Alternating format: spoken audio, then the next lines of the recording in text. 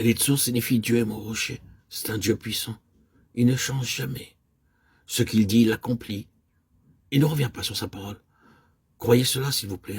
Invoque-moi et je te répondrai. Jérémie 33:3. La promesse de Dieu est très claire. Ne soyez pas des mendiants. N'invitez pas les gens pour faire monter les offrandes. Arrêtez de supplier, de vous donner généreusement, libéralement. Souvenez-vous que quels que soient vos besoins, Dieu les voit. Et nous devons faire appel à lui et à lui seul, non pas regarder vers nos amis terrestres. Il n'a pas besoin de nos moyens et de nos méthodes pour faire son travail. Il est clair qu'en invoquant Dieu, et Dieu seul, tout ce dont nous avons besoin nous sera accordé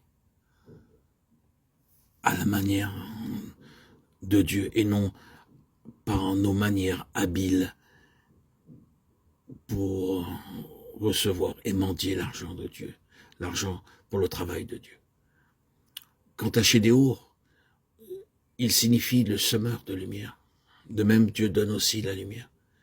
Si je marche dans la lumière de ce qu'il m'a montré, je sais qu'il me secourra, qu'il prendra soin de moi et qu'il subviendra à tous mes besoins. Simon signifie entendre. Dieu peut aussi entendre. Je vois dans Ésaïe 65:24 qu'il peut comprendre avant que nous ayons fini de lui parler. Avant même que nous prononcions une parole, le fait de croire en Dieu pleinement suffit pour qu'il nous entende avant même que nous entreprenions une action. Il y a de nombreuses situations dans lesquelles, alors que nous prions dans la foi, Dieu répond toujours à nos prières. Ainsi, il nous faut donc prier et le remercier avant que la réponse arrive. Shelumiel signifie la paix de Dieu. Essayez de maintenir votre paix intérieure, car c'est par la paix intérieure que nous pouvons avoir une foi véritable. Par cette paix, nous savons qu'il ne nous abandonnera pas. Il est le Dieu de paix. Décidez que vous ne serez dérangés par aucun motif secondaire. Ne permettez jamais au diable de troubler votre paix. Dieu veut toujours travailler en vous. Tsurit Shaddai signifie le rocher tout-puissant.